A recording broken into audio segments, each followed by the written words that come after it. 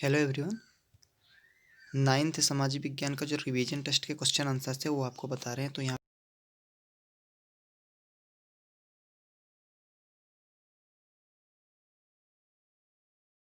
को रूस की जार सेना ने शांतिपूर्ण मजदूरों तथा उनके बीवी बच्चों के एक जुलूस पर गोलियां बरसाई, जिसके कारण हजारों लोगों की जान गई। इस दिन चूंकि रविवार था, इसलिए इस दिन को खूनी रविवार कहा जाता है। ये छठवां का आंसर हो गया। जल्दी से लिख लीजिएगा, रोक कर वीडियो या कि स्क्रीनशॉट लेके। सातवां प्रश्न देखते क्या है। इसका उत्तर सातवां, क्षेत्रफल में भारत से बड़े देशों के नाम निम्नलिखित हैं। तो बड़े देशों के नाम लिखना था भारत से जो क्षेत्रफल की दृष्टि से है। तो पहला है रूस, दूसरे पे आता है कनाडा, तीसरे पे संयुक्त राज्य अमेरिका, चौथे पे चीन है, पांचवा ब्राज़ील, छठवां ऑस्ट्रेलिया, सातवें में भारत आता है। तो ये भारत से बड़े देशों के नाम हो गए। सातवां का हो गया ये। आठवां का उत्तर लिखा हुआ यहाँ पे, नेल्सन मंडेला का जीवन ऐतिहासिक रूप से एक दूसरे के दुश्मन रहे दो समूह रंग भेद वाली शासन व्यवस्था की जगह शांतिपूर्ण ढंग से लोकतांत्रिक व्यवस्था अपनाने पर सहमत हो गए, क्योंकि दोनों को एक दूसरे की लगन साहस पर भरोसा था और वे इसे मानने को तैयार थे।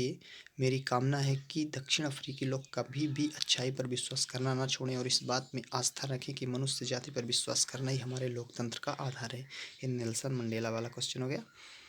उसका आंसर नौवां का उत्तर अथवा है प्राथमिक क्षेत्र। इस क्षेत्र में प्राकृतिक क्रियाएं आती हैं, जैसे कृषि, वानिकी, पशुपालन, मत्स्य पालन, मुर्गी पालन और खनन इत्यादि आते हैं। तो अब इसके आगे का दिखाते हैं। इसके आगे का है द्वितीय क्षेत्र। इसमें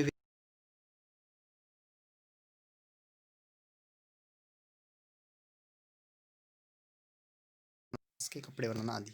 तृतीय क्षेत्र में है, इसके अंतर्गत आधुनिक उद्योग एवं अर्थव्यवस्था को चलाने वाली सेवाएं आती हैं, जैसे व्यापार, परिवहन, संचार, बैंकिंग, बीमा, शिक्षा, व्यापार, स्वास्थ्य आदि।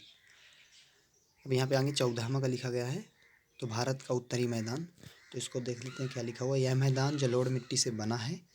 इस मैदान का निर्माण तीन प्रमुख नदी प्रणालियों सिंधु, गंगा एवं ब्रह्मपुत्र तथा इनकी सहायक नदियों से हुआ है। इसका विस्तार 7 लाख वर्ग किलोमीटर के क्षेत्रफल पर है। यह मैदान लगभग 2400 किलोमीटर लंबा एवं 240 से 320 किलोमीटर चौड़ा है। यह सघन जनसंख्या वाला अत्यधिक कृषि उत्पादक क्षेत्र है। प्राकृतिक भिन्नता के आधार पर उत्तरी मैदान को 4 भागों में विभाजित किया गया है, भावर, तराई, भांगर और खादर। तो ये हो गया हमारा 14वां का आंसर। अब आगे देखते हैं। प्रश्न क्रमांक 10 का उत्तर अथवा का है, बांगर और खादर में 3 अंतर हैं। तो एक तरफ बांगर लिखना, एक तरफ खादर। लाइन बीच में खींच लेना आपको।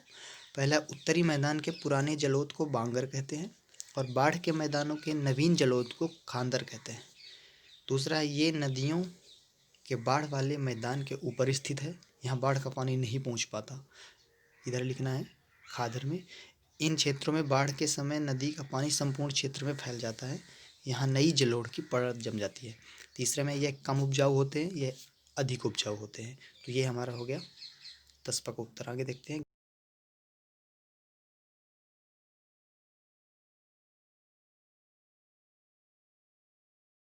काम करती है उसे संविधान सभा कहा जाता है।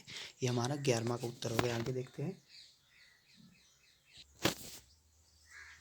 प्रश्न क्रमांक 12 का उत्तर अथवा का है, महिलाएं शुरू से ही फ्रांसीसी समाज में इतने अहम परिवर्तन लाने वाले गतिविधियों में सक्रिय रूप से शामिल थी। उन्हें उम्मीद थी कि उनकी भागीदारी क्रांतिकारी सरकार को उनका जीवन सुधारने हेतु ठोस कदम उठाने के लिए प्रेरित करेगी। तीसरे स्टेट की अधिकांश महिलाएं नीति के निर्वाह के लिए काम करती थी। वे सिलाई, बुनाई, कपड़ों की धुलाई करती थी, बाजारों में फल फूल सब्जियां बेचती थी, संपन्न घरों में घरेलू काम करती थी। वीडियो लंबा हो जाएगी, इसलिए मैं जल्दी जल्दी इसको पढ़ रहा हूँ। आप स्क्रीनशॉट लेके लिख सकते हैं, वीडियो रोक कर लिख सकते हैं। 13वां का उत्तर देखते क्या है। अक्टूबर क्रांति के तुरंत बाद निम्न परिवर्तन किए गए। तो उसका है पहला, ये 13वां का उत्तर है। पहला लिखा है, अधिकांश उद्योगों और बैंकों का राष्ट्रीयकरण कर दिया।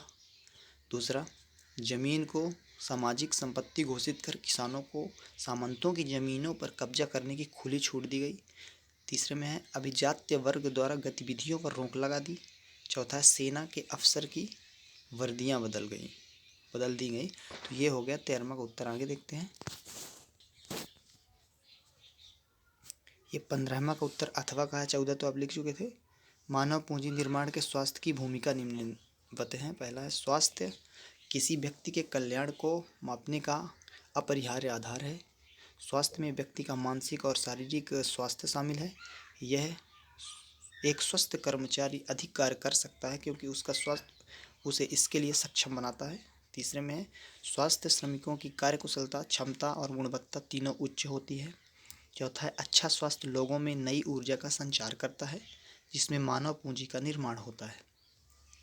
अब 16वां का उत्तर लिखा हुआ है, गांव में और अधिक गैर कृषि कार्य प्रारंभ करने के लिए निम्न तरीके हैं। पहला है परिवहन का विकास करके गांव और शहरों के बीच पक्की और उत्तम सड़कें बनवाकर गांव से कृषि का अतिरिक्त उत्पादन शहरों में भेजा जा सकता है।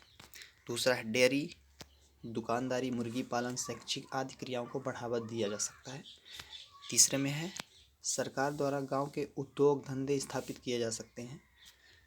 चौथा पॉइंट है गांवों में अच्छे पब्लिक स्कूल खोलकर गांव वालों की शिक्षा के स्तर को ऊंचा किया जा सकता है। तो ये हमारा 15 और 16 का आंसर हो गया। आगे देखते हैं।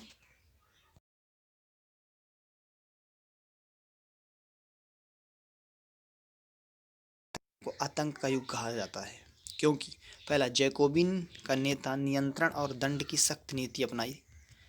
उसके हिसाब से दूसरा पॉइंट में है उसके हिसाब से गणतंत्र के शत्रु थे कुलीन और पादरी या अन्य राजनीतिक दलों के सदस्य, उन सभी को गिरफ्तार कर जेल में डाल दिया गया। न्यायालय यदि उन्हें दोषी पाता तो उनका सिर कलम कर दिया जाता था। तीसरा है जैकोबिन सरकार ने कानून बनाकर मजदूरी एवं कीमतों की अधिकतम सीमा तय कर दी। चौथा है गोरत एवं पावरोटी की राशनिंग की गई। पाँचवा पॉइंट है महंगे सफ़ेद आटे के इस्तेमाल पर रोक लगा दी गई। जैकोबिन ने इन नीतियों को कड़ी सख्ती से लागू किया कि उसके समर्थक भी त्राही त्राही करने लगे। ये इसका आंसर हो गया कि इसको आतंक का युग कहा जाता था। ये 17वां का उत्तर। अथवा अब आगे देखते हैं 18वां का उत्तर लिखा हुआ है, मझोले और बड़े किसान परिवार के उपयोग हेतु कुछ उपज रख लेने के बाद अभी अधिशेष उपज को बाजार में बेचकर पूंजी प्राप्त कर लेते हैं। दूसरी ओर अधिकतर छोटे किसानों के पास बहुत कम उत्पादन होता था जिसके कारण वे केवल अपनी घरेलू आवश्यकताएं की पूर्ति ही कर पाते थे। 2 हेक्टेयर से कम भूमि वाले किसानों को मझोले व बड़े किसानों की तुलना में अधिक कठिनाइयों का सामना करना पड़ता था। तो ये हमारा हो गया 17 और 18 का उत्तर। आगे देखते हैं। प्रश्न क्रमांक 19 का उत्तर अथवा का है,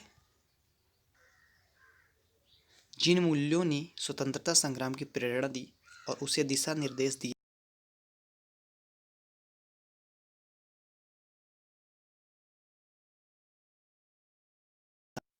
भारतीय संविधान की शुरुआत एक प्रस्तावना के साथ करते हैं। संविधान की प्रस्तावना लोकतंत्र पर एक खूबसूरत कविता सी लगती है। इसमें वह दर्शन शामिल है जिस पर पूरे संविधान का निर्माण हुआ है। यह दर्शन सरकार के किसी भी कानून और फैसले के मूल्यांकन और परीक्षण का मानक तय करता है। इसके सहारे परखा जा सकता है कि कौन कानून, कौन फैसला अच्छा या बुरा है। इसमें भारतीय की आत्मा बसती है। ये हमारा संविधान की जो प्रस्तावना वाला 19वां का उत्तर अथवा था यह था। और 20वां का उत्तर अथवा है, लोकतंत्र की प्रमुख विशेषताएं हैं वो लिख रहे हैं यहाँ पे। पहला पॉइंट है लोकतंत्र समानता के सिद्धांत पर आधारित है। दूसरा, लोकतंत्र से लोगों को राजनीतिक शिक्षा मिलती है। तीसरा पॉइंट, लोकतंत्र से लोगों में देशभक्ति की भावना का विकास होता है। चौथा है लोकतंत्र द्वारा नागरिकों के अधिकारों और स्वतंत्रता की रक्षा होती है। और पाँचवा और आखिरी पॉइंट, 5 ही विशेषताएं थी, लोकतंत्र आम लोगों का कल्याण होता है लोकतंत्र से, अर्थात यह लोगों के लिए है, इसीलिए लोकतंत्र की विशेषताएं होगी। ये हमारे क्वेश्चन आंसर हो गए 20 तक। 21वें में मानचित्र है, आप उसको आराम से बना सकते हैं। तो मानचित्र आप बना लेंगे, मानचित्र को कैसे बनाना है। तो ये हमारा 9th का था। तो हमारे चैनल को सब्सक्राइब जरूर कर दिए नहीं किए हैं तो, और इस वीडियो को लाइक करें और शेयर करें। Thank you.